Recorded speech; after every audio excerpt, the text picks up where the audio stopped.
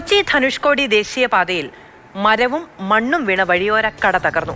മുമ്പ് മണ്ണിടിഞ്ഞ് ഇവിടെ വഴിയോര കടകൾ തകർന്നിരുന്നു. അനധികൃതമായി പ്രവർത്തിച്ചിരുന്ന കടകൾ ഇവിടെ നിന്ന് നീക്കം ചെയ്യാൻ ദേശീയപാത അതോറിറ്റി ശ്രമിച്ചിരുന്നുവെങ്കിലും കച്ചവടക്കാരുടെ എതിർപ്പിനെ തുടർന്ന് ഇത് പരാജയപ്പെടുകയായിരുന്നു. ജയൻ എസ് രാജു വിവരങ്ങളുമായി ചേരുകയാണ്. ജയൻ, ഈ ആർക്കും പരിക്കൊന്നുമില്ലല്ലോ അല്ലേ? കടകൾ തകർന്നു എന്നതിനപ്പുറത്ത് ഇല്ല, ആർക്കും പരിക്കൊന്നുമില്ല. ഇത് മൂന്നാർ നഗരത്തോട് ചേർന്നുള്ള പ്രദേശത്താണ് ഇത്തരത്തിലൊരു മണ്ണും മരവും ഇടിഞ്ഞു വീണത്. ഇതിനു മുമ്പ് കഴിഞ്ഞ ആഴ്ച അവിടെ വലിയ രീതിയിൽ മണ്ണിടിച്ചിലുണ്ടായിരുന്നു. അന്ന് 3 കടകളാണ് തകർന്നത്.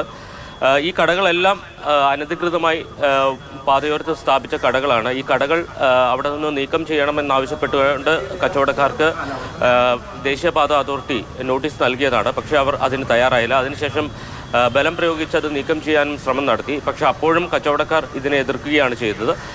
ആ കടകൾക്ക് മുകളിലേക്കാണ് ഇത്തരത്തിൽ മണ്ണ് ഇടിഞ്ഞു വീണിരിക്കുന്നത്. ആ ഭാഗം ഇനിയും മണ്ണിടിയാൻ സാധ്യതയുള്ള ഒരു മേഖലയാണ്. വലിയ രീതിയിൽ ഉയരമുള്ള ഒരു പ്രദേശമാണ് ഈ റോഡിനോട് ചേർന്നുള്ള ഭാഗം. അതുകൊണ്ട് തന്നെ അവിടെ അപകട സാധ്യതയുണ്ട്. അതുകൊണ്ടുകൂടിയാണ് ദേശീയപാത അതോറിറ്റി ഈ കടകൾ അവിടെ ഒഴിപ്പിക്കാൻ ശ്രമിച്ചത്. പക്ഷേ ശക്തമായുള്ള എതിർപ്പിനെ തുടർന്നാണ് അത് നടക്കാതെ വന്നത്. എന്തായാലും മൂന്നാറിൽ കഴിഞ്ഞ മണിക്കൂറുകളിൽ ശക്തമായ മഴയാണ് ലഭിക്കുന്നത്. പക്ഷേ മറ്റിടങ്ങളിൽ കാര്യമായ മഴയില്ല. മലയോര മേഖലയിൽ ഒറ്റപ്പെട്ട ഇടങ്ങളിൽ ശക്തമായ മഴയുണ്ട്. ലോ റേഞ്ചിലേക്ക് കാര്യമായ മഴയില്ല എന്ന് തന്നെ പറയാം. മാധു. ശരി, ജയനസ് രാജുവാണ് വിവരങ്ങൾ നൽകിയത്. അനധികൃതമായി പ്രവർത്തിച്ച കടകളാണ്. പക്ഷേ അവിടെ മണ്ണിടിച്ചിൽ തുടർച്ചയായി ഉണ്ടാകുന്ന മേഖലയാണ്. ഇന്നും 1-2 കടകൾ തകർന്ന സാഹചര്യമുണ്ട്. അതിനൊപ്പം തന്നെ ഗതാഗത പ്രശ്നങ്ങളും ഉണ്ടാകുന്നുണ്ട്.